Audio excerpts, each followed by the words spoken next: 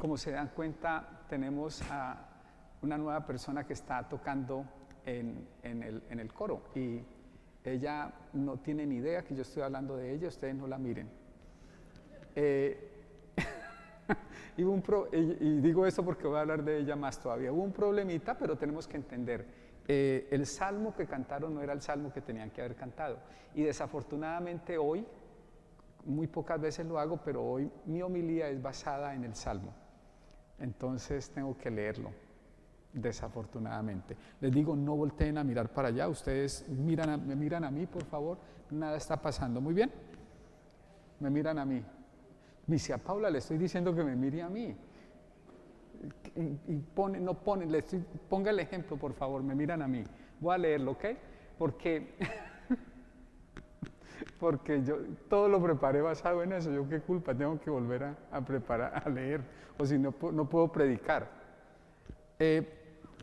Primero, es el Salmo 106 y ese salmo tiene, ya les digo, 42, 43 versículos.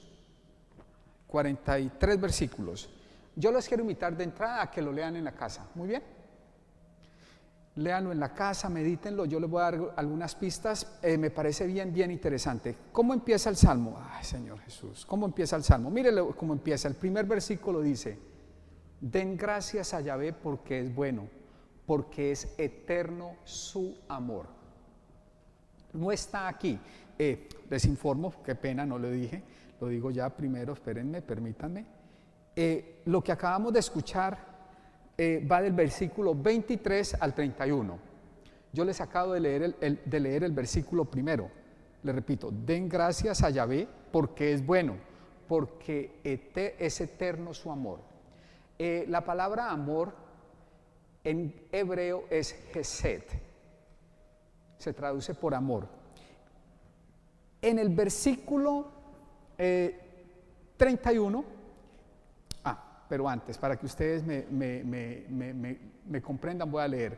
La primera estrofa es versículo 23 y 24. Voy a leerla. Voy a leerla del Magnificat. Ustedes tienen en su libro azulito. ¿En qué página está?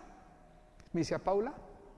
No, en el librito azulito. Los que siguen, no es azulito, este librito que yo ya estaba, me volví daltónico, qué pena. Este no es azul. ¿Qué color es este? Aquí en este libro está en la página, no puedo. 609, por favor. Ábranlo, 609. Yo los espero. No se preocupen, yo los espero. Aquí vamos saliendo por ahí a las 3:30, no hay problema. 609. Por favor, quiero que sigan ahí. Abran el libro. 609. Recuerden, va de los versículos 23 al 31. La primera estrofa es 23-24 y la voy a leer, entonces necesito que todos me sigan. ¿Están ya ahí? Salmo 106. Muy bien, yo creo que ya, ¿no? 609 dijimos. Muy bien, le voy a leer la primera estrofa. Los que la mar surcaban con sus naves, por las aguas inmensas negociando, el poder del Señor y sus prodigios en medio del abismo contemplaron. El poder del Señor y sus prodigios en medio del abismo contemplaron. ¿Es la misma traducción? ¿Misma o no? Sí, muy bien. Luego sigue versículos 25-26, es la siguiente estrofa. Habló el Señor y un viento huracanado las olas encrespó. Al cielo y al abismo eran lanzados, sobrecogidos de terror. Una tormenta. Y empieza pues eso a ponerse complicado. Y empiezan a ser lanzados por todas partes los marineros que estaban en las naves, eran negociantes, dice el texto. ¿Y qué pasó? Empiezan a estar sobrecogidos de terror. Luego la siguiente estrofa, que es la tercera, es versículo 28 y 29. Y mire lo que pasa. Hasta ahí viene, si ustedes quieren, la puesta en escena de lo que está sucediendo. puesta en escena, digámoslo así. Hay una descripción de qué está pasando. Unos navegantes, mercaderes, van en barcos y yendo en esos barcos, estos mercaderes entran en una tormenta. Y pues la tormenta es tan fuerte que están aterrorizados. Muy similar a lo que pasa en el Evangelio, ¿ah? Muy similar. ¿Y qué pasa en la tercera estrofa, que es versículos 28-29? Clamaron al Señor en tal apuro, y Él los libró de sus congojas. Cambió la tempestad en suave brisa y apaciguó las olas. Entonces, puesta en escena, tercera parte, si se quiere, de este salmo, de al menos de lo que tenemos aquí, hay un clamor de parte de estos navegantes al Señor. Y tercero, hay una respuesta del Señor. Cambió la tempestad en suave brisa y apaciguó las olas. Dios, Yahvé, hace eso. Y la última estrofa son los versículos 30-31. Y la leo. Se alegraron al ver la mar tranquila, y el Señor los llevó al puerto anhelado. Den gracias al Señor por los prodigios que su amor por el hombre ha realizado. Es bellísimo el salmo, es poético, es pura poesía. Entonces, ¿qué pasa? Pues pasan del terror por la tempestad a la tranquilidad después de la intervención divina, después de que Dios escucha el clamor, hay un cambio del terror a la tranquilidad. Y luego hay una acción de gracias, porque el Señor intervino en ellos. Den gracias al Señor por los prodigios que su amor por el hombre ha realizado. Otra vez la palabra amor, que en hebreo es hesed. Yo les decía que al inicio del Salmo, el primer versículo dice: den gracias a Yahvé porque es bueno, porque es eterno su amor. Lo que hace que Dios intervenga al clamor de los marineros o de los comerciantes es su amor por el hombre, es su deseo de que el hombre esté bien, es su amor que es eterno. Ahora sí entienden por qué me tocó leer todo el Salmo, ¿no? Porque todo estaba basado aquí. Yo me devané los sesos toda la semana y me iban a dañar mi pobre humilita. Yo casi que me voy pues sin nada. No, ¿qué tal? No iba a permitirlo. Muy bien, no miren para allá, ya les recuerdo, ¿no? Ustedes me miran a mí. Muy bien, entonces, los versículos primeros del 1 al 4. Recuerden, yo quiero que lean el Salmo en la casa, es 106, muy bien. Algunas Biblias pueden ser 107, pero lo encuentran. Todo el Salmo entonces es cantando las maravillas de ese Hesed. Voy a decir Hesed, que se puede traducir por amor, que se puede traducir por misericordia, que se puede traducir por ternura. Es el gran amor tierno y misericordioso de Dios, Hesed. Todo el Salmo es una aclamación, aclamar, un reconocimiento a ese Hesed. Todo el Salmo es eso, y es bellísimo. Por eso yo decidí predicar sobre este Salmo, porque me parece bellísimo. Luego, pues quizás, pero muy por encima, podría hacer una mención del Evangelio. Pero es el Hesed de Dios, es el Hesed de Dios lo que hace que Dios intervenga en la realidad del ser humano.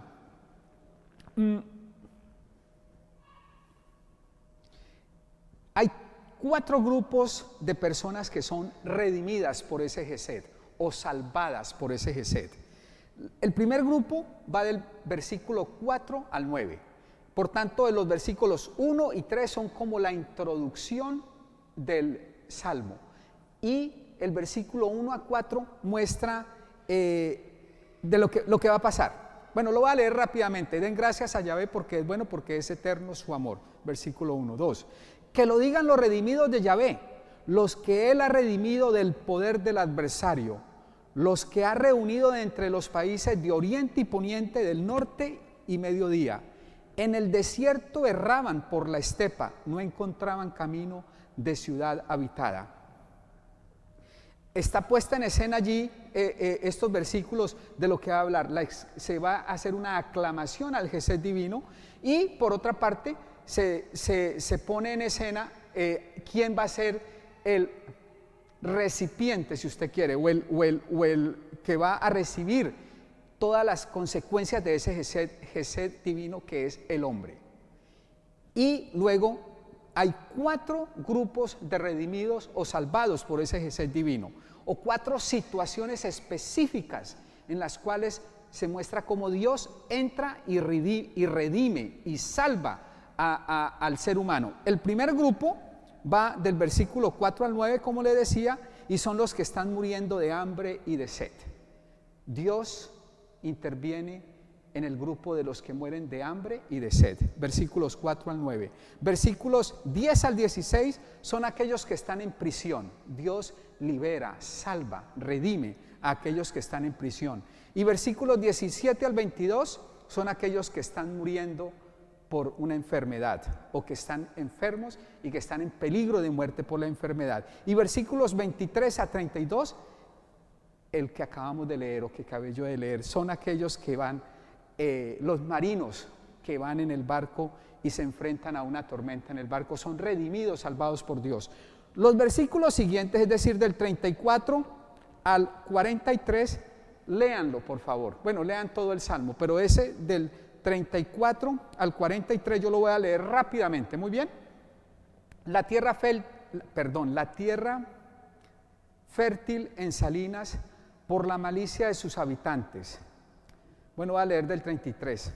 Él cambia los ríos en desierto y en suelo de sed los manantiales. La tierra fértil en salinas por la malicia de sus habitantes. Y Él cambia el desierto en un estanque y la árida tierra en manantial. Allí asienta a los hambrientos y ellos fundan una ciudad habitada. Y siembran campos, plantan viñas que producen sus frutos de cosecha. Él los bendice y crecen mucho y no dejan que mengüen sus ganados. Menguados estaban y habitados por la tenaza del mal y la aflicción. El que vierte desprecio sobre príncipes los hacía errar por caos sin camino. Mas Él recobra de la miseria al pobre, aumenta como un rebaño las familias. Los hombres rectos lo ven y se recrean, y toda iniquidad cierra su boca. ¿Hay algún sabio que guarde estas cosas y comprenda el amor de Yahvé, el Gesed de Yahvé?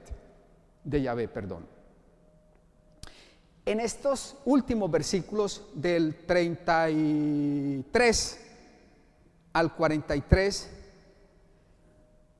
hay un tema que es muy importante en el Antiguo Testamento, también en el Nuevo, pero sobre todo en el Antiguo Testamento. Un reconocimiento de que Dios, Yahvé, es el creador de todo y de que por tanto, al ser Él el creador de todo, Él es el que está en control de todo. Piensen ustedes cómo nosotros los seres humanos a veces queremos hacer planes como si pudiéramos o tuviéramos el control, no solo sobre nuestras vidas y sobre los destinos de nuestra vida o sobre el destino de nuestra vida, sino también sobre el destino del mundo entero. Queremos estar en control. El Evangelio y la Biblia deja claro que el que está en control, porque es el creador del universo, es Dios, Yahvé, solo Él.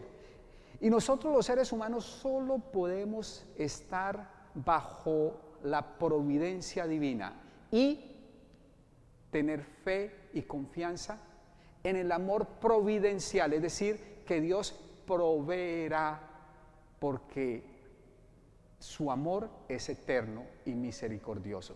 Y ese es el Gesed, ese amor eterno y misericordioso. Y el ser humano solo puede reconocer que su vida está bajo ese amor eterno y misericordioso, bajo el control divino.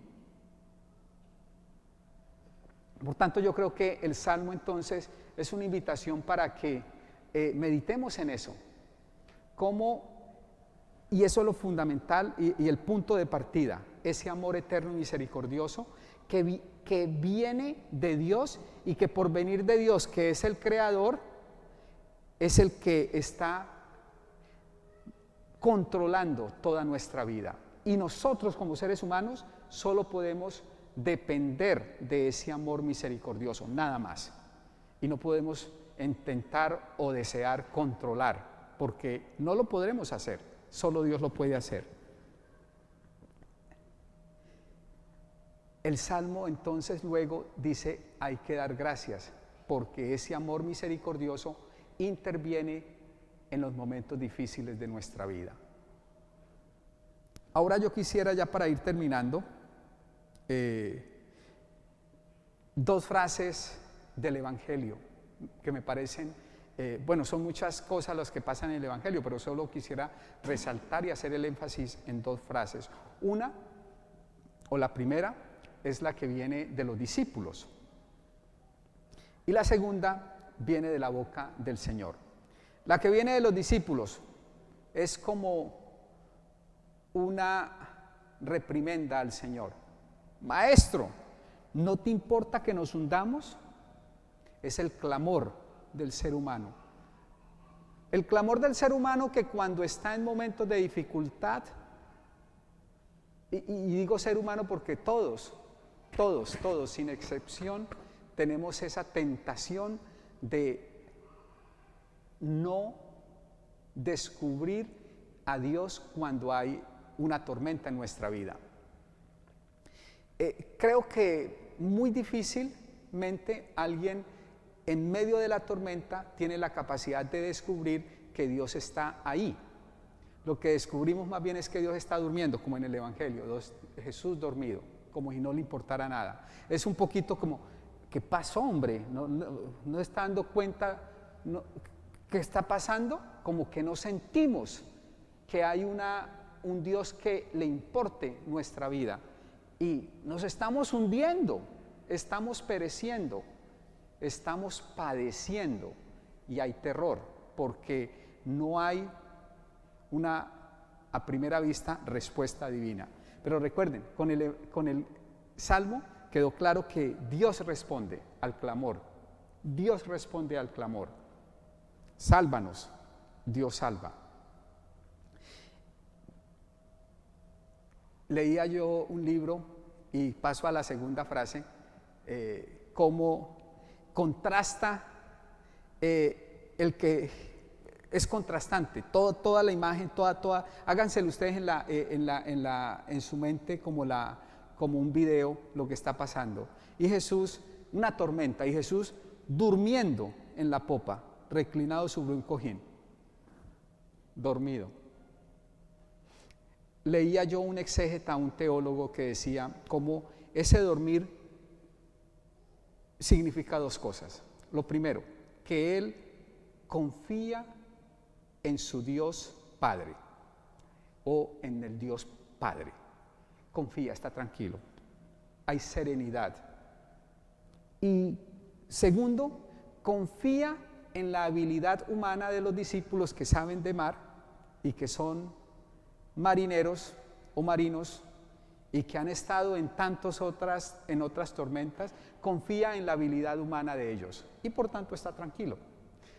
Qué importante es que nosotros primero también confiemos en Dios y a lo mejor en ocasiones también confiemos en ciertos seres humanos en los cuales por una razón o por otra está nuestra vida en manos, ¿sí me entiende? De ellos. No solo está en manos de Dios, pero también en manos de otros seres humanos por razones distintas. Piense ustedes si tienen un trabajo, sus vidas están también en manos de esa persona que le ofrece el trabajo. ¿Sí me hago entender? No está solamente en manos de Dios. Entonces hay que confiar, hay que tener fe. Esa es la primera, la primera frase que me parece a mí interesante. Y la segunda, ya para terminar, es la frase de Jesucristo. ¿Por qué tienen tanto miedo? ¿Aún no tienen fe? Es, por un lado, el ser humano en la primera frase es como pidiéndole una respuesta a Dios. Y por otro lado es Dios pidiéndole una respuesta al ser humano. ¿Cuál? Fe. Fe. Pidámosle al Señor entonces en esta Eucaristía que nosotros podamos progresar en esa fe que el Señor nos pide hoy, que podamos también progresar en la confianza que debemos de tener en el Señor, que podamos intentar entonces descubrir y quizás entrar en relación con ese Dios que es amor y que nos redime, que nos salva y que interviene en nuestra historia humana. Que así sea. Pongámonos de pie y profesamos juntos nuestra